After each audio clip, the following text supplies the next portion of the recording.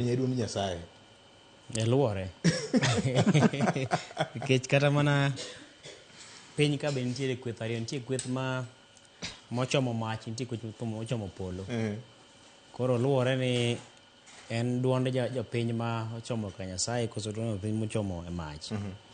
Koro apani duol gin ariyo. To mana ka Jay owache no, en morwa ni japiny obedo winjo kata obedo neno achiel kachiel kaka chenro ni dhi nyime. To wapuonjore nikech ting' ma wantiere godo maduong' ahinya en nyiso jopiny ni dwaro mar chik en ang'o, kata ratiro en ang'o. Gima walose kwa wacho wach mar telo mar ODM gi weche madhi nyime sani en dwaro mar chik gi ratiro. Kwa wacho ni ogai mar ODM mopuodhi, ma chik opuodho en Oburu, to owacho gima chik en. Made bed ni Oburu Dokta bo timo gimoro ma taro gi teko ma lemo mare omiye, to e pod obiro mana biro ka, ma en bende wakwere akwera ni chik ma duond burano wacho kama. Nikech ing'e ni nitiere bede sirikal adek, kaito nitie bat machielo mamenyo bede sirikal adek gi, ma en fwambo gi keyo. Koro kwasebedo gi bad sirikal mamenyo bede sirikal adek gi, to gi chenro moko mag oganda ema wamenyo miluongo ni the fourth estate. Manyiso ni kaponi nitiere ng'ato chako duond buche moro, kata koluonge ni VOJ, kata Polo Piach party, to Polo Piach party ni nitie chike mataye. To chike mataye gi samoro japiny ma bende en jakanyo ma ondikore kata jahera ma duond burano onge samoro kod nyalo mar dhi somogi, winjogi, luwogi. Koro wan mane tichwa ni koro wadhi wang'iyo to Polo Piach to chik ne wacho ang'o.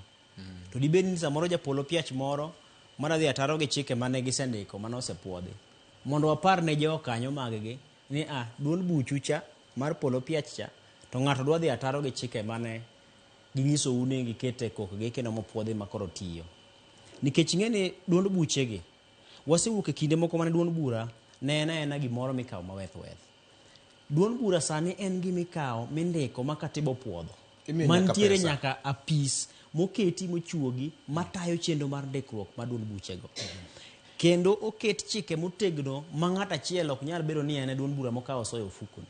Nitiere kod jokanyo gi kuku matelo matayo chenro mag duond bura. Kendo ikawo pesa mar jopiny imiyo duond buchegi mondo tagodo chenro maggi. Koro gichuno wa nyaka walos kuomgi. To kaponi ng'ato dwa dhi ataro, lero ne jopiny weche. Kaponi ng'ato dwa dhi ataro gi dwaro mar chik mar duond bura, kata dwaro mar okenge moseketi mag chik mar duond bura, kata ratiro mag duond bura, to nyaka wakwer.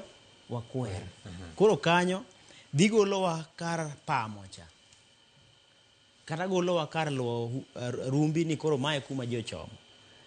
Nikech kidwa wach joma tindo, kaka koro wach ni wabedo kae ni te, wan watindo wate. Nikech ing'e ni kada mana CMC mane Senior Jay Bonyo wacho cha, wan nyaka gi representative mar joma tindo ni e iye kuonde ni kuno ng'ama nigi ng'ol.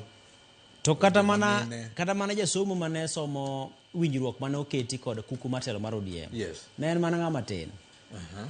Koro nyiso ni waweyo wach ng'ama tin, ng'ama duong', ng'ama tenge, ng'ama nie diere, ng'ama oti chuth.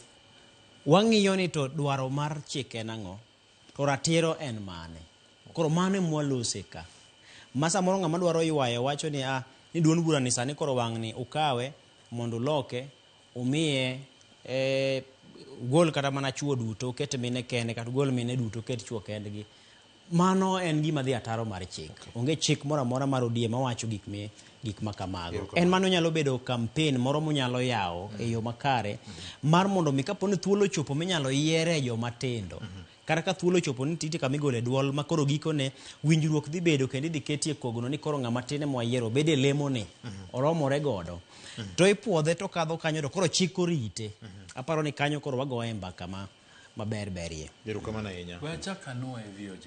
Jamani miluongo ni Solomon Atito ni akiani FA Cup ne onyori ahinya ma